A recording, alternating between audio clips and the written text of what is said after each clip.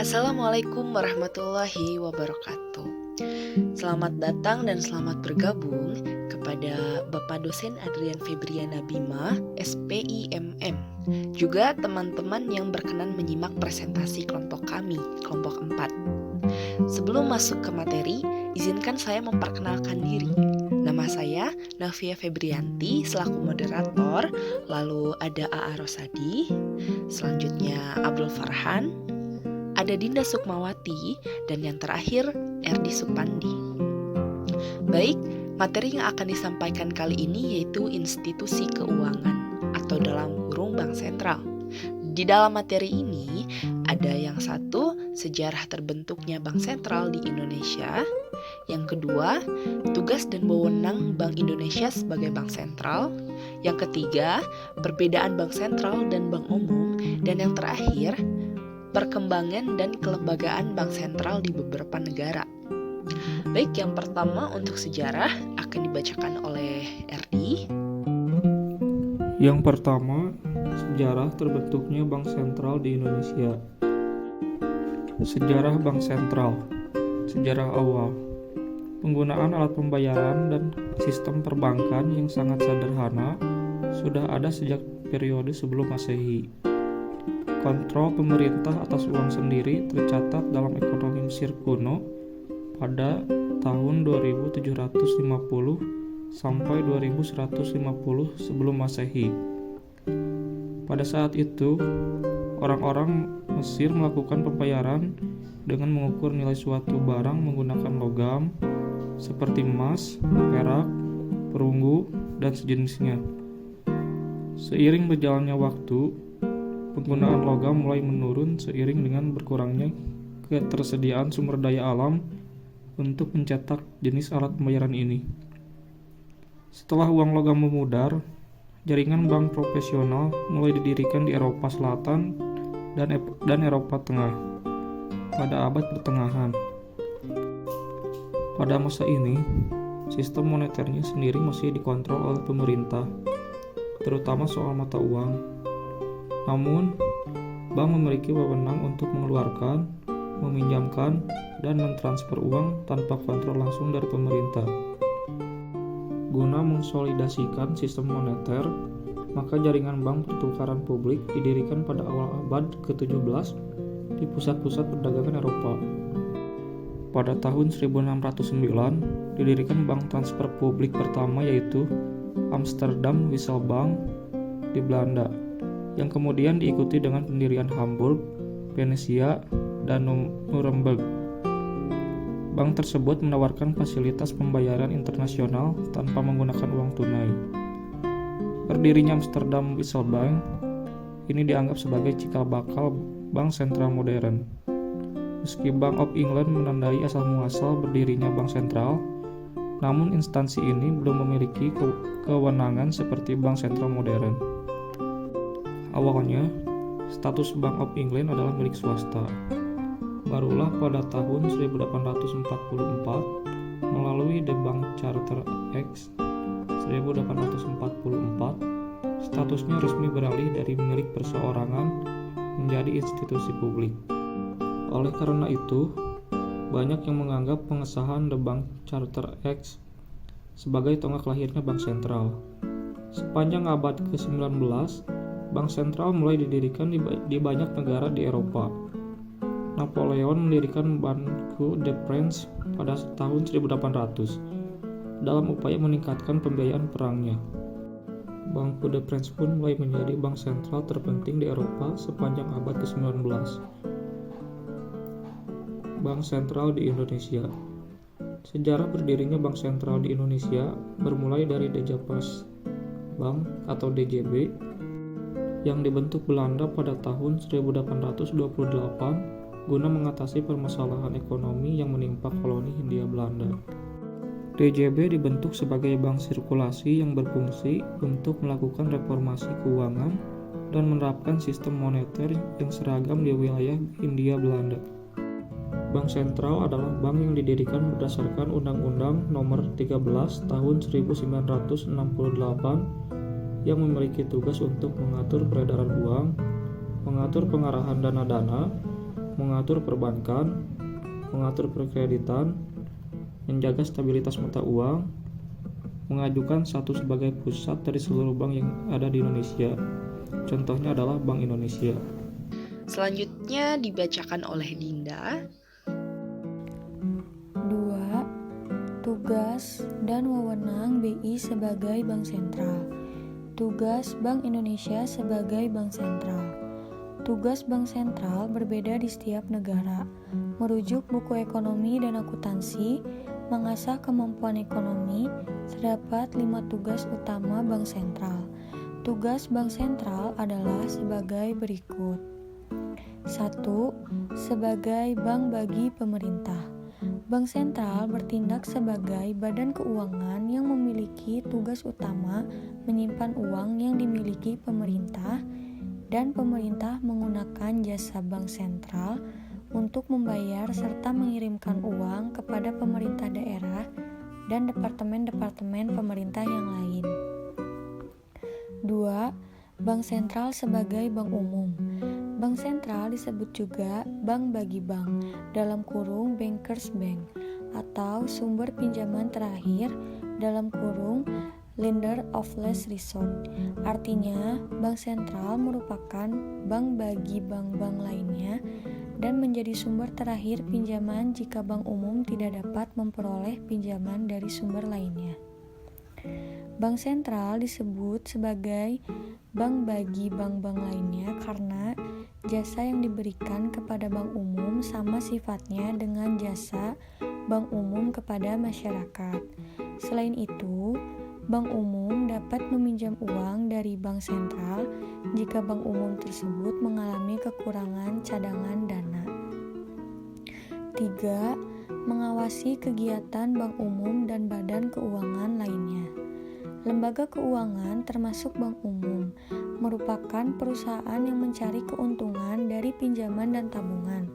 Untuk memperoleh keuntungan maksimal, lembaga tersebut meminjamkan sebanyak mungkin uangnya kepada perusahaan dan perorangan. Jika tujuan ini terlalu ditekankan, timbul akibat buruk bagi masyarakat dan perekonomian. Oleh sebab itu, tugas Bank Sentral adalah mengawasi dan memberi petunjuk mengenai kebijakan yang perlu diterapkan. 4. Mengawasi kegiatan perdagangan luar negeri.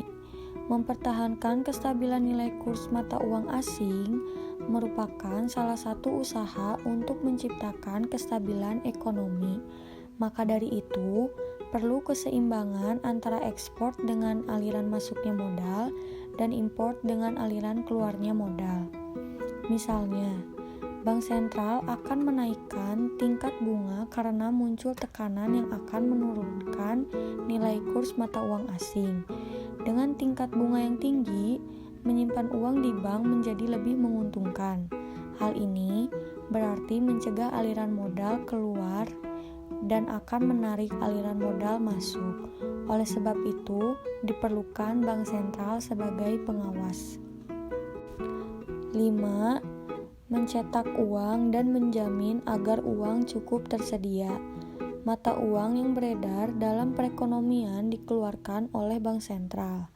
Pemerintah memberi kekuasaan kepada Bank Sentral untuk mencetak uang agar kegiatan ekonomi berjalan lancar. Bank Sentral dapat menentukan besarnya jumlah uang yang harus disediakan pada waktu tertentu dan pertambahan jumlah uang agar kegiatan ekonomi berjalan lancar. Wewenang Bank Indonesia sebagai Bank Sentral. Berdasarkan buku pengantar ilmu ekonomi, terdapat 2 wewenang Bank Sentral sebagai berikut. 1. Kewenangan membuat kebijakan moneter. Bank Sentral berwenang untuk menentukan dan menetapkan tingkat diskonto, jumlah cadangan minimal bank umum, serta kebijakan pembiayaan atau kredit. Selain itu, Bank Sentral berwenang menetapkan dan menentukan target moneter dengan mengevaluasi tingkat inflasi yang terjadi setiap tahunnya. Bank Sentral selalu pembuat kebijakan moneter juga berwenang dalam mengendalikan moneter tanpa dibatasi kegiatan pasar terbuka di pasar uang. 2. Kewenangan mengatur sistem pembayaran. Bank sentral mengatur sistem pembayaran melalui 3 cara. 1. Menentukan dan menetapkan penggunaan alat pembayaran. 2. Membuat dan memberikan persetujuan izin atas adanya penyelenggaraan sistem pembayaran. 3. Mengawasi penyelenggaraan sistem pembayaran. Materi selanjutnya dibacakan oleh Abdul. 3. Perbedaan bank sentral dan bank umum. Ada 4 perbedaan bank sentral dan bank umum. Yang pertama, dilihat dari jenisnya. Bank sentral memiliki pengertian sebagai lembaga keuangan independen, di mana keberadaannya tidak terikat dengan lembaga lainnya atau berdiri sendiri.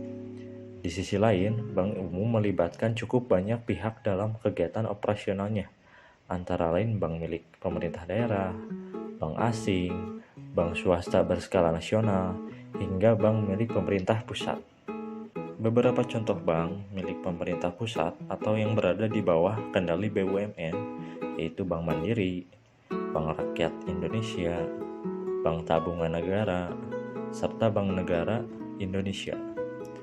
Adapun contoh bank milik pemerintah daerah seperti Bank Jatim, Bank BJB, dan lain sebagainya. Bank jenis ini harus bersinergi dengan pemerintah dalam operasionalnya. Selanjutnya yang kedua, dilihat berdasarkan kepemilikan hak monopoli. Jika pada bank sentral Anda menemukan fungsi dari hak monopoli atau hak oktroy untuk memproduksi alat pembayaran yang sah berupa uang, maka tak demikian realitas di bank umum.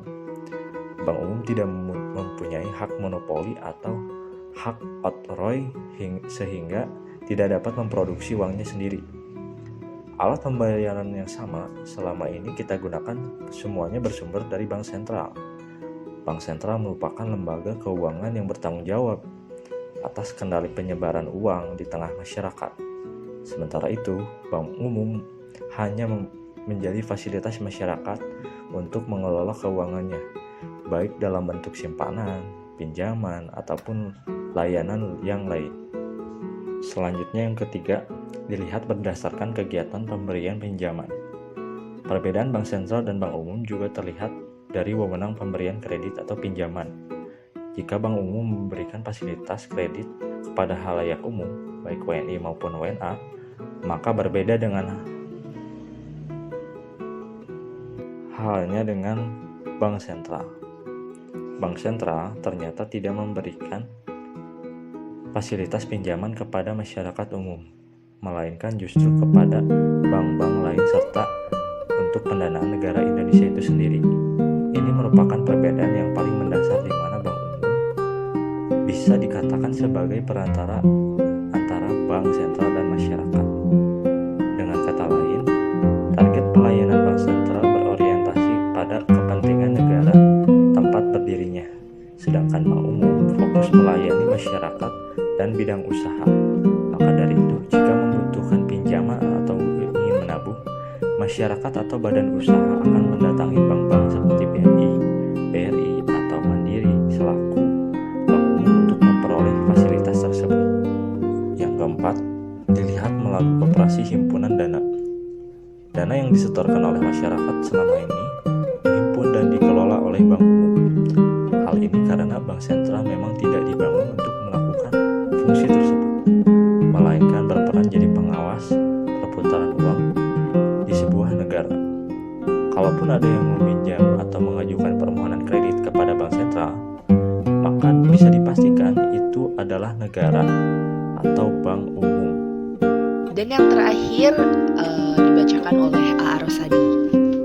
4. Perkembangan dan kelembagaan bank sentral di beberapa negara. Praktik bank sentral di berbagai negara. European Central Bank. European Central Bank (ECB) didirikan pada Januari 1999 bersamaan dengan pendirian European System of Central Bank (ECSB). Dewan Gubernur ECB memiliki peran penting sebagai pembuat kebijakan ECB dengan 6 anggota Dewan Eksekutif ditambah dengan Gubernur Bank Sentral dari 19 perwakilan negara Euro. Tujuan utama dari Dewan Gubernur adalah membuat kebijakan moneter untuk area euro. Kebijakan tersebut terkait dengan tujuan kebijakan moneter zona euro, otoritas dari masalah nilai tukar setiap negara anggota, perubahan suku bunga acuan dan pengawasan terhadap cadangan devisa. Praktik bank sentral di berbagai negara. Bank of England. Kelembagaan Bank of England tidak tergabung dalam European Monetary Union, sehingga institut ini independen terhadap European Central Bank. Board of Governors. Dewan Gubernur dari Bank of England terdiri dari gubernur dan 2 deputi gubernur yang ditunjuk untuk 5 tahun masa jabatan, serta direktur non-eksekutif yang ditunjuk untuk 3 tahun masa jabatan. Kebijakan. Kewenangan untuk menetapkan suku bunga acuan terhadap the Monetary Policy Committee yang beranggotakan gubernur, 2 deputi gubernur, 2 anggota internal bank sentral, dan 4 ahli yang direkomendasikan oleh Menteri Keuangan. Praktik bank sentral di berbagai negara. Bank of Canada. Board of Governors. Dewan Gubernur terdiri dari 4 deputi gubernur dan 1 gubernur. Dewan Gubernur memiliki kewenangan yang sama seperti POMC. Kebijakan. Pada praktiknya, Bank of Canada melakukan kontrol terhadap kebijakan moneter. Ketika terjadi konflik dengan bank yang menjadi anggotanya, Menteri Keuangan dapat mengeluarkan surat perintah agar bank yang menjadi anggota untuk patuh terhadap keputusan bank sentral. Praktik bank sentral di berbagai negara. Bank of Java. Board of Governors. Kebijakan moneter ditentukan oleh Dewan Kebijakan Bank yang terdiri dari gubernur, 2 wakil gubernur, dan 6 anggota yang dipilih oleh kabinet dan disetujui oleh parlemen. Kelembagaan. Sampai saat ini, Bank of Japan tidak sepenuhnya independen dari pemerintah, terutama dari pengaruh Menteri Keuangan. Bank of Japan Nippon Ginko didirikan pada tahun 1882 saat masa restorasi Meiji. Tak terasa kami sudah di akhir materi. Cukup sekian penyampaian kami kali ini. Terima kasih sudah menyimak. Mohon maaf bila ada salah kata. Akhir salam. Wassalamualaikum warahmatullahi wabarakatuh.